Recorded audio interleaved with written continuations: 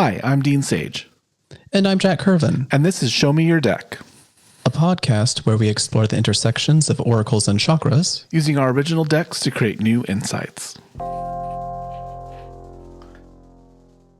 So normally we record at like 8 o'clock in the morning. No, we don't. It's like 10 or 11. But it's now almost 8 o'clock at night, and I don't know if my brain's going to keep up with us. We'll have to see. You'll be fine, Grandma. Let's do it. I get up at 6 in the morning. Shush. Okay. All right. That's fine then. All right. All right. Let's hit it. Let's hit it. Deck number 1, projections. So this is going to be sassy. Are we ready? We are ready. This late at night for sass? We're ready for sass.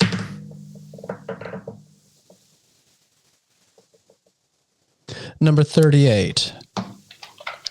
So let's see what this is going to be. I don't know if 38's ever come up in any format. It doesn't sound familiar. Actually, maybe we have. Keep your sponge wet. Take a stained glass class. Study a new language. Play games of strategy. We have done this one before. We have done this one before, yeah.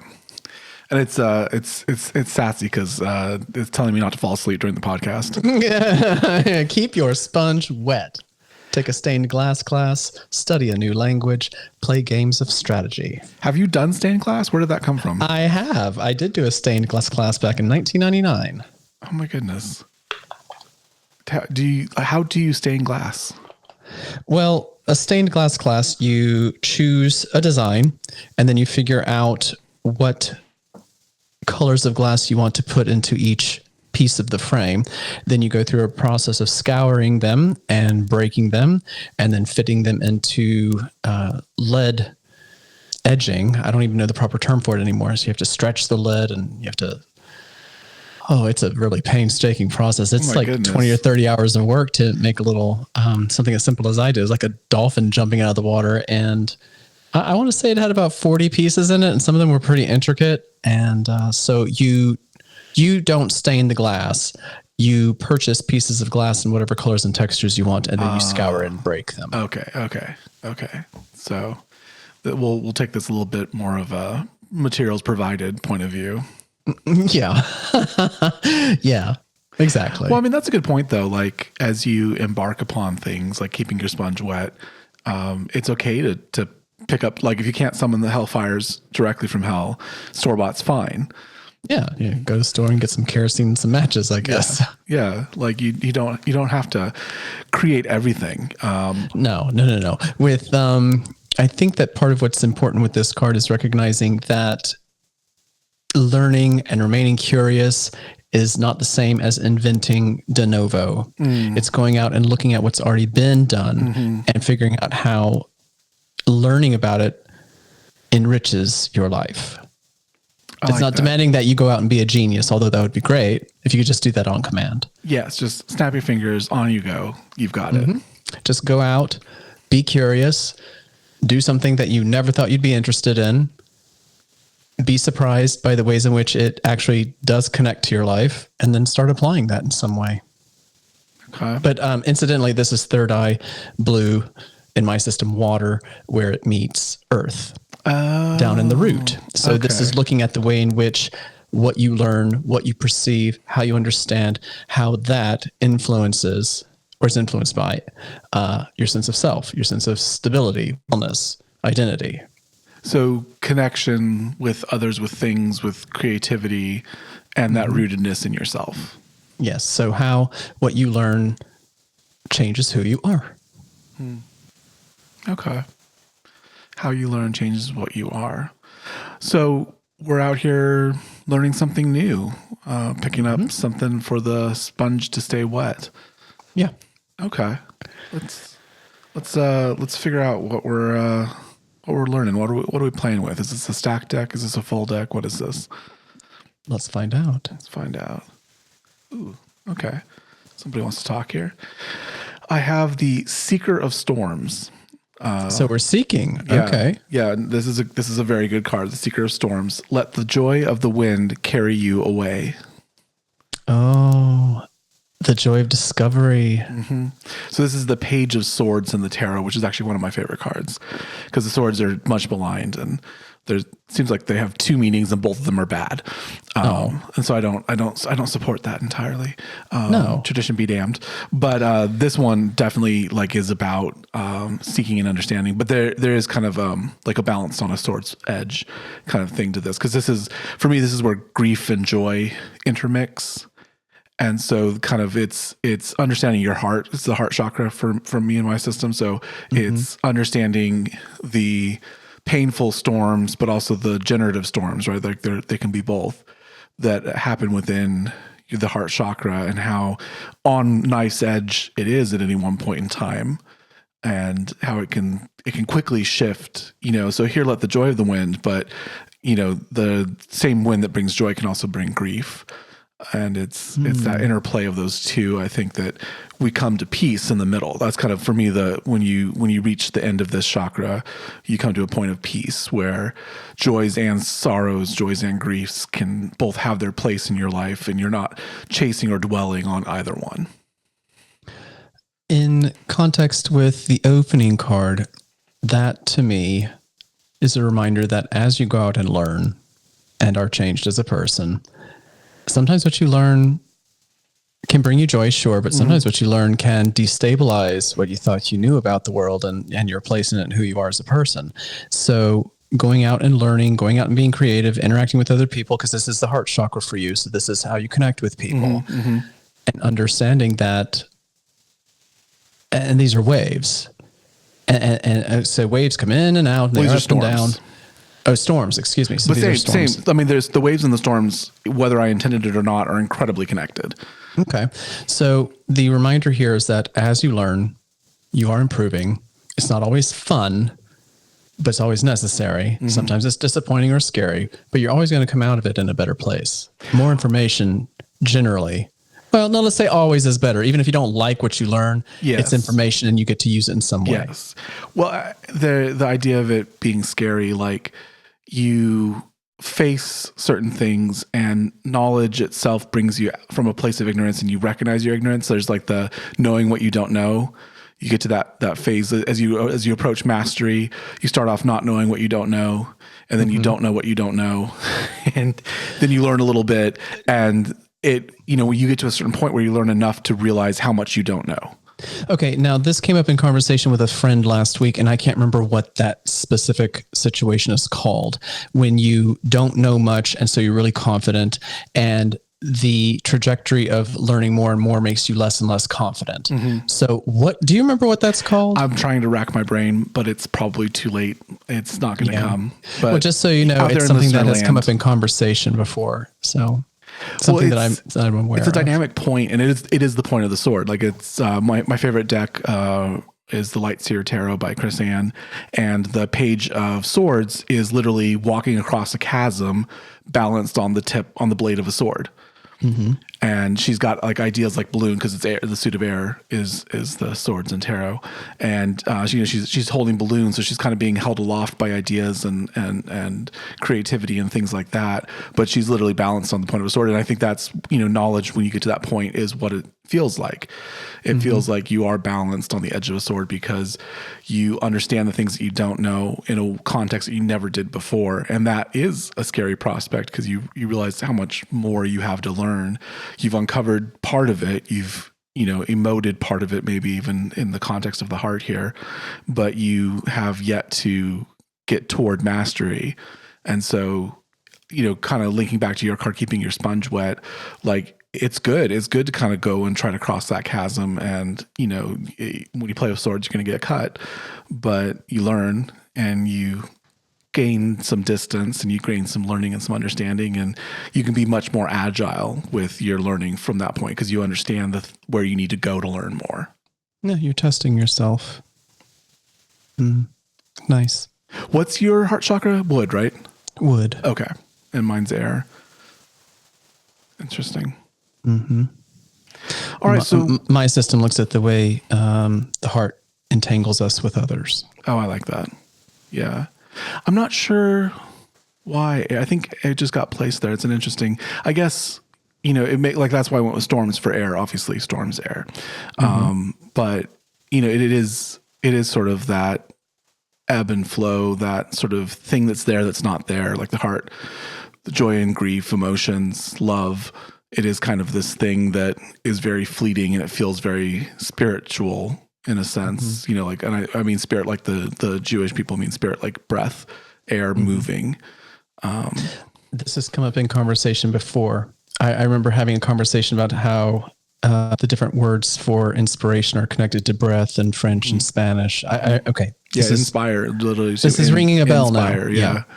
So I think, I don't know if that was intentional with the tarot originally, but it fits with, there's definitely some systems that, it fits with the idea of spirit and fluid and flow, motion and such. Very nice. Very nice. This is a good start. This is a good start. No, I think we got a good start. Be encouraged by the chances you're taking as you're expanding your world and learning. Yeah. Let's roll some dice. All right. Let's see see which deck we're going for now. We're staying with number 1. Of course we are. So she's not done with you yet. No. All right. Let's see which card. Oh, wow. Way up there. 48 out of 49. I mean, that's like penultimate. So 48 out of 49. Okay. All right. This is where third eye, water, blue, intersects with air, Vishuddha, aqua. So what you learn, what you know, how you perceive the world, and how that's influenced by the way you express yourself. Okay? And for you, air is the throat chakra, right? Correct. Okay. So this, for my system, is water meeting air, which is kind of like a storm, isn't it? Kind of like a storm. Yeah, exactly. Okay. So here we go with some sassiness. Okay. I hadn't read this one in a while. Spread joy like it's COVID-19. Write an uplifting essay. Publish it anonymously. Share it ravenously.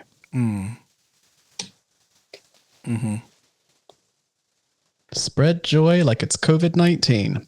Write an uplifting essay. Publish it anonymously. Share it ravenously. I like that last word, ravenously. That one stuck with me. That's a good word. So if I remember correctly in the book, this one... Oh, wait, no, this is... I said water. That's not true. This high up, this is crown. Oh, this is crown. This is crown. So this is ether. Yes. This is purple. In this dimmer light, it's sometimes difficult to tell the difference between my blue and my purple. They're subtle. Okay. Correction. This is crown. How crown, your sense of purpose, your sense of morality, your sense of destiny, perhaps, and how that's influenced by the way you express yourself.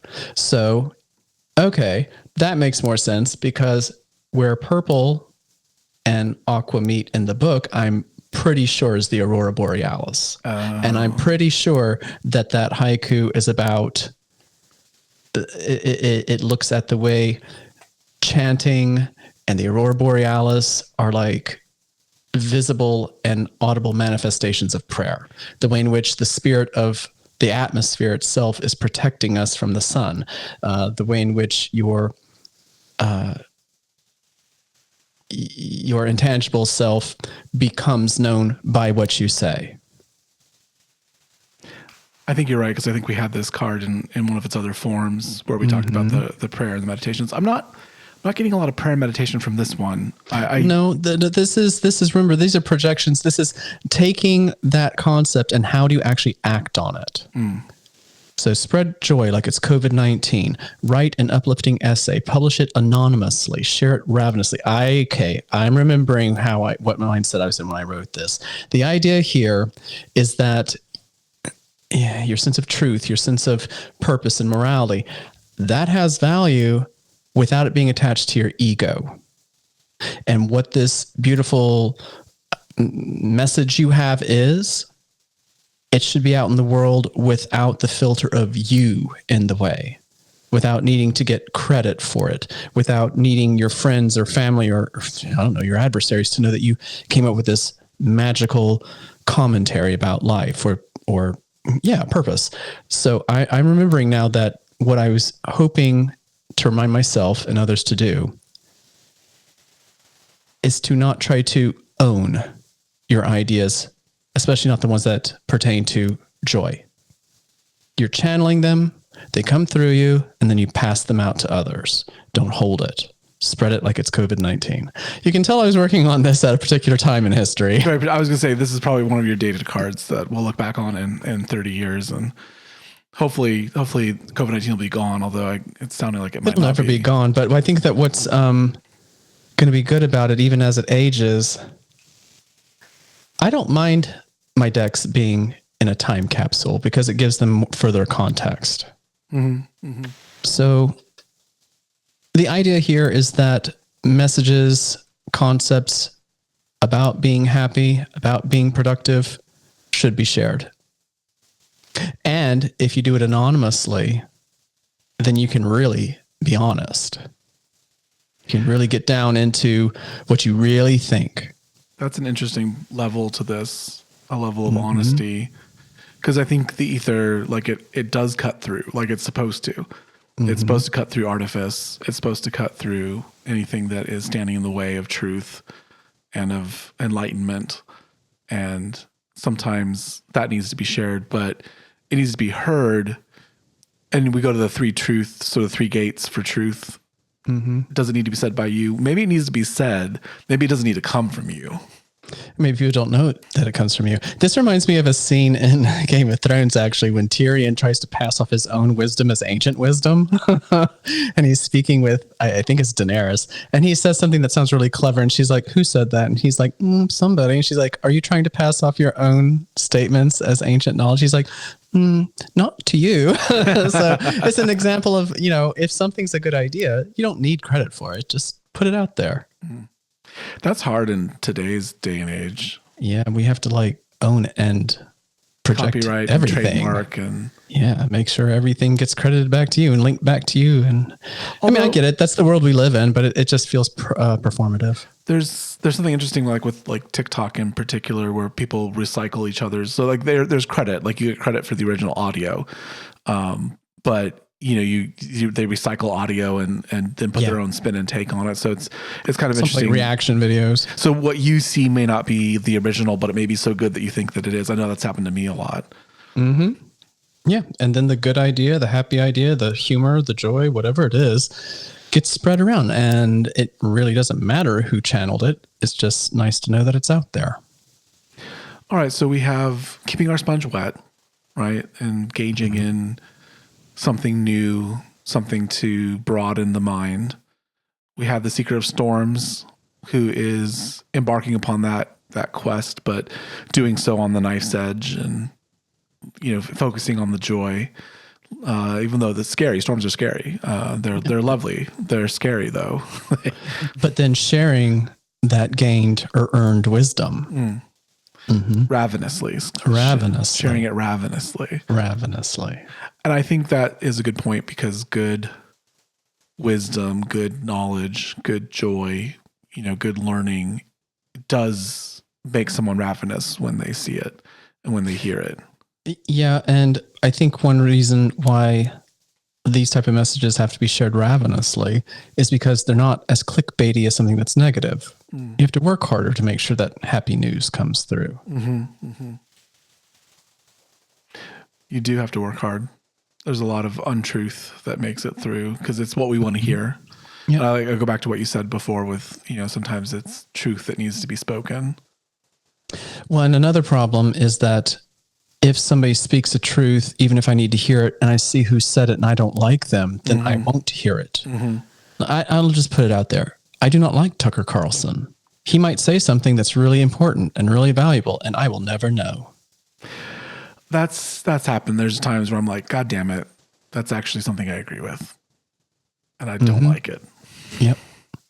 I don't so like it. I think one of the reasons it's important to not have to own your beautiful ideas is because, as I said earlier, you become a filter.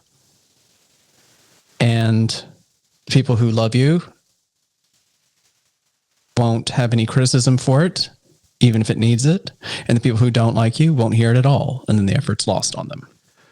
There is such a huge dichotomous disconnect the longer we go on because we can filter, we can tailor our streams and our media to fit exactly our desires. I mean, we can filter by hashtag. We have algorithms that do their best to give us something that we want to watch, that we want to hear. Mm-hmm. Well, we don't even have to do the work. The algorithm's already doing it, whether you realize it or not. Mm-hmm.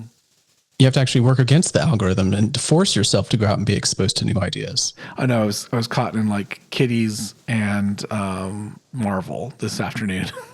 I'm stuck in cats. Getting. Yeah, I'm stuck in cats. I'm always stuck in cats and just really, really hot guys working out shirtless. And then a new one that's worked gymnasts. I have lots of gymnasts. I love gymnasts in my feed. But now what's come in is people who do absolutely stunning desserts. So, I mean, some of these desserts are like, one of them was a fully operational Ferris wheel made out of chocolate. I was like, this is why I'm alive. So I can bear witness to this. I know that guy. Yeah. Like it looks disgusting when he starts and then it's just so magical when he finishes. Magic. But yeah, every now and then I will recognize how saturated I am with what I already like, and I will make the honest effort to go look at something that's contrary to what I normally consume in my media, and it's so appalling to me that I can't stay. Mm-hmm. So it's really problematic that we are just unable a lot of times to hear what somebody from the other side, whatever that means to you personally, whichever side you're on, and whatever it means to be on the other side, to just not be able to hear anything anybody has to say. It's disappointing. I'm kind of disappointed in myself. My sponge needs to be wetter. I need to be a little bit more comfortable walking that knife's edge. Well, like there is something to be said about the sponge and the knife's edge, but there are people that just spew hatred. That's true. And lies. You just have to recognize that sometimes what people say is just, I mean, a broken clock is right twice a day.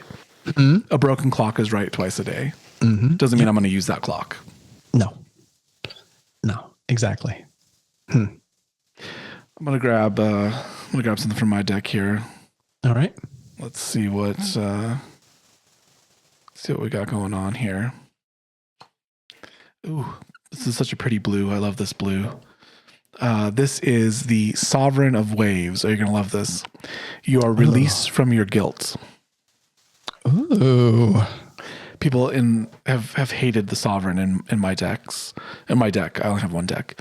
I'm not like you. Well, but I remember actually being resistant to the Sovereign myself. I remember when we were going through a feedback cycle and I was resistant to being released from stuff. Mm-hmm. I remember having a problem being told that I'm released from something. It's like, well, what if I don't want to be released? Or you can't tell me I'm released if it's still here. But now that he's here, I was like, well, hello, Your Majesty. So this is the King of Cups in the tarot, and I take probably a pretty right turn when it comes to the tarot and the sovereigns or the kings. For me, they're the culmination of the suit of waves, which is the suit of cups, and the tarot is about dealing with the second chakra, which is mainly blocked by guilt, and you release that by having a sense of acceptance of yourself, but more of your emotions. So being able to accept the deep waters, the warm waters, the cold waters, whatever, all the waters, being able to accept these waves for who they are, which is you.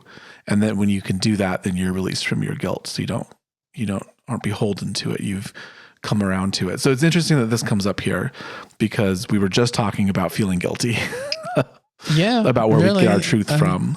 Yeah. Okay. I think this is a reprieve moment of. Mm-hmm. So I'm glad that you ignored the the criticism that the Sovereign was overbearing. So thank you for filtering out what feedback is helpful and what's not. Well, it's an important thing because I think in my oracle I wanted there to be culminations. I wanted there to be moments, and I think these are four very powerful cards that come up, and I think that they're important to hear. And the thing about my deck is that it could resonate or it could not. It could be balanced or unbalanced. So if you read this or hear this and you're like, oh my God, no, I am not released from my guilt, then that energy is unbalanced in you. And that's something to explore. It's something to try to figure out why. Yeah. I think in the context of the spread, though, we had the idea of improvement. We had the idea of finding our way forward, right? Seeking out the storm, seeking out the knowledge, seeking out the experience that might be scary. And then we had this really great moment of, spreading truth, even if it's anonymous.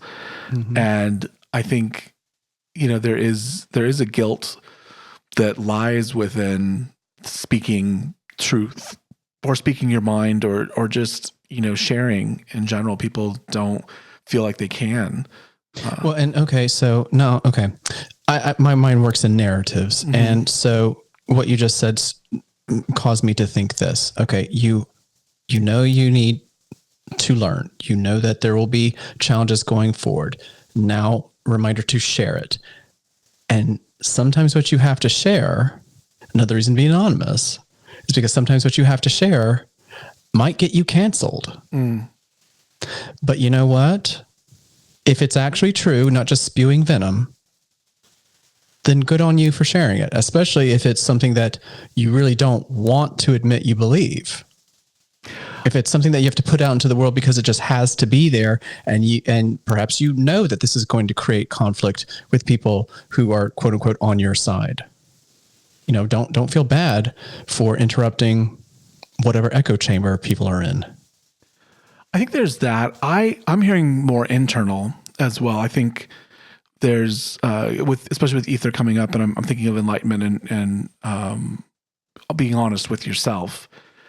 I think it's okay to release the guilt that you have for being ignorant, for learning, and for speaking the truth about yourself. There's sort of an honesty, and I heard another word, transparency, that I kind of liked. Like, being honest is answering a question, who are you out with? And transparency is telling people ahead of time, hey, I'm going out with so and so and such and such. And it was in the context of a relationship, like that, you were going to be out with other people of your, acquired gender, your preferred gender, and letting your partner know that, hey, I'm going to be in social situations with some other people, and I want you to know about it. So that's transparency versus honesty, which is answering the question after the fact, like, who were you out with? So I think that there's an interesting thing here of transparency, of feeling guilt and letting that guilt go. Letting yourself be relieved of that guilt. Relieved of what you have unleashed on the world, knowing that it might be a truth they don't want to hear, which has actually come up in our conversations in past readings. Sometimes you have to share a truth that people don't want to hear. Yeah. I think you and I are on slightly separate paths on this reading, which is fine. There's multiple ways to interpret what's happening. I think that you're very outwardly focused. I think I'm feeling it more inwardly. Maybe that's something we can discuss in our member segment. Oh yeah. Okay. Make a note of that, because I actually have, now that you mention it that way, so pointedly, I know exactly why I'm on this path. Oh. So yeah, remind me and we'll discuss it. Okay. All right. Oh, how provocative. Now you have to to become a member. Let's go ahead and get the final card. Let's put a capstone on this. You want mine? Yes, please. All right. Deck number 3, your favorite, intersections. This is the pretties. The pretties.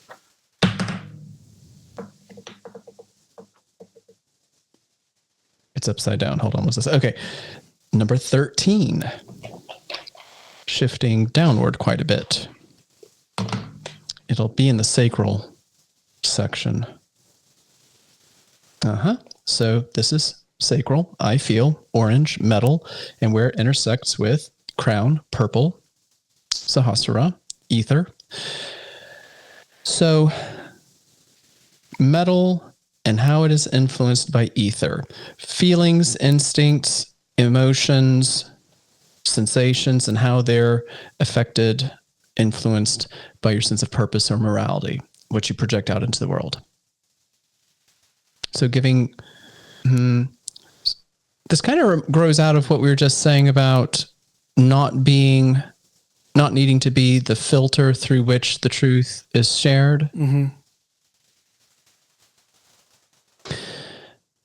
This one is throwing me for a little bit of a loop. How your instincts, feelings, emotions, sensations, how those are influenced by your sense of morality, your sense of purpose, your sense of spirituality, and projection out into the world. Well, we just drew the second chakra in my deck. So here we have resonance, right? The second chakra comes up again in your deck. It's metal, but it's still the emotions, the intuition, the deep well from which we arise as emotional, logical creatures. And I think this is a interesting capstone because it is projecting it back to ether, which we had a moment ago as well. So there, well, at the beginning too, wasn't it? No, well, towards the beginning. Yeah. The second card. Yeah. Yeah. So I think, we were talking a lot about kind of back and forth. We were talking a lot about the throat chakra. I don't think we commented enough on the crown chakra. So I think that's why it's come back to kind of remind us, there is a greater sense to all of this. So just like prayers going out into the ether, there's a greater sense to what we're talking about. So, we had a lot of reality with your first deck number 1. We have a lot of kind of tangible things about it, but there is a greater sense to all of this that I think that's why we're capping it off this way, is that we need to bring it back up to the crown area and the ether and projecting out into the universe. And that, I think from my perspective, as we're becoming this sort of transparent individual, then of course we would allow our emotions, which we tend to guard, right? Or we tend to feel guilty about, and we would allow them to simply broadcast. We are at a place where we can allow those things to go out, and we know that it's going out in love. We know that it's going out, with good intention, with connectedness. We have the third eye, we have the throat chakra. So, we've activated all of the upper chakras here, and we had the heart, we had everything but the third chakra, I think, in this reading. So, growing out of what you said, it feels like a reminder to me to not let pride or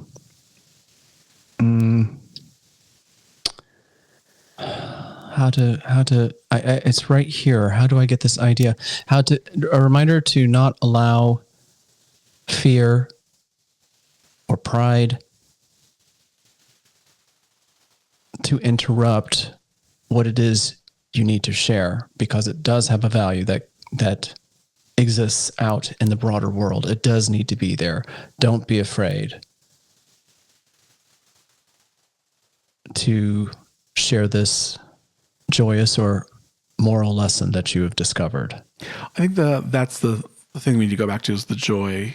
There's joyousness, there's joy. What you're sharing is joy.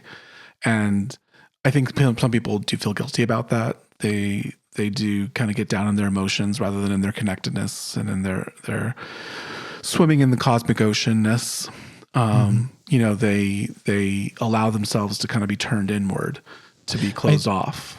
I think also that separate path you mentioned about my exterior focus. Now that I'm saying all this also is connected back to that other card. I'm in this moment understanding why I'm interpreting it this way. Okay. Yeah. So I think there's two paths here, which is great. There's a path with, exterior focus, speaking your truth, sharing your truth, maybe doing it in a way that isn't tied to you, getting good things out there. I think of anonymous reporting, getting truth out there, even though you can't stand up and say it yourself. I think that's an interesting way to do this. And I'm sensing it as more of a transparency of allowing yourself to be authentic to the point where you can let that be projected, where you can let other people know your emotions without having to feel guilty about them, without having to hide them or cover them, like you said, with fear. Allowing yourself to be grounded. For them. You don't need to have apologetics or justifications. The S word, it's not allowed. The sorry word is not allowed. You don't have to be sorry for your feelings. You don't have to be sorry for your truth and your joy. Mm-hmm.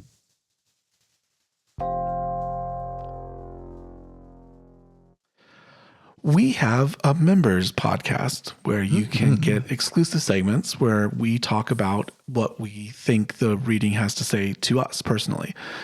So you get a little bit extra commentary about how it relates to us personally. You can get that. And may I just say right quick, the one we just did, y'all really do need to hear. That's true. That was a good one. That was a good one. So if you'd like to get more show with more personal information and a personalized view of the content, that you can get that through Apple Podcast. You can subscribe there. On YouTube, we are Show Your Deck. Show Your Deck on YouTube. We have books and decks available at showyourdeck.com. You can get links to all of Jack's decks, his book, my book, and my deck. Jack, where can we find you? I'm at 49 Haiku, the number 4, the number 9, HAIKU. So the website is 49haiku.com. And on Instagram, I am at 49 Haiku. I am Dean Sage Media. That's deansagemedia.com. At Dean Sage Media on Instagram, Threads, sort of, X sometimes. And the show has an Instagram. It's at your deck on Instagram. And we thank you so much for listening.